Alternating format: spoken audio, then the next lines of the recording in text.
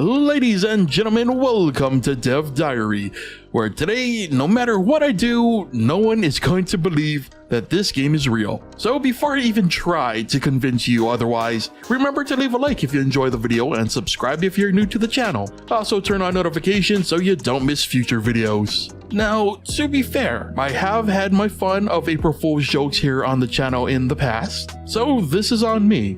In fact, today's project shares more than a resemblance to one of those jokes. But I cannot stress enough that today's project is in fact real. So let's get into it.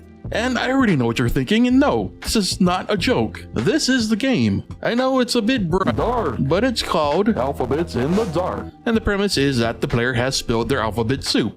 Also, they've lost their glass, trapped in the dark, and must now find the dropped letters, which also so happen to spell out a specific word. So first things first, the player doesn't actually move. In fact, the player doesn't even technically exist. The entire game is instead based on the idea of the player moving via X and Y coordinates stored in an array. So controls are typical of a top-down game, which updates said coordinates. It'll also play footstep sounds, which are a huge part of the gameplay loop. Now when the game begins, a function chooses a random entry from a list of specific words. It then generates an array with entries for each letter and gives them random X and Y coordinates, effectively quote-unquote scattering them across the level. And finally, this function also resets all variables, arrays, and anything else required to make the game work. Now with a word chosen, the player's position is then tracked using a function. This checks for moments when the player is within range of a letter for two purposes. First, if the player presses E and is near enough to one of these letters, that letter is quote-unquote picked up,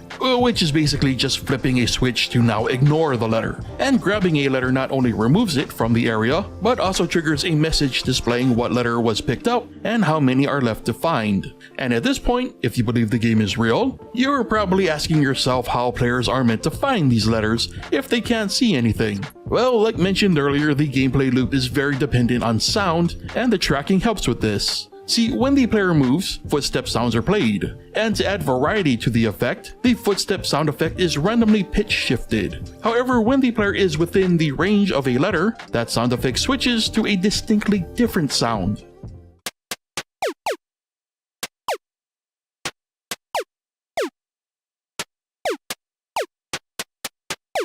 This is the player's cue that they should start feeling around for a letter. When all letters have been discovered, this prompts the game to change to its second mode. And here the player will need to take all those letters and use them to figure out the proper word. Those letters are not recorded for the player's convenience, but on the plus side, there are no limits to how many attempts can be made. The input system for this part is a simplified version that was used in my wholesome cat game about typing. Now, should the player be able to input the correct word, they are congratulated and offered the chance to reset and try with a new word. And finally, as you have probably noticed, the game will occasionally create these circles, which slowly fade in and out over time. They also move depending on the direction that the player walks. This was added for two reasons. One, it's better than looking at a bunch of blurry color black screen. And two, without it, the experience felt somehow far more disorientating. And my theory is that it's kind of like, how some people need a crosshair in first-person games, otherwise they start feeling a little queasy. So yeah, the game will create these circles on one of two layers, one of which is slightly blurred to give some perceived depth. And I wanted to do a parallax thing, but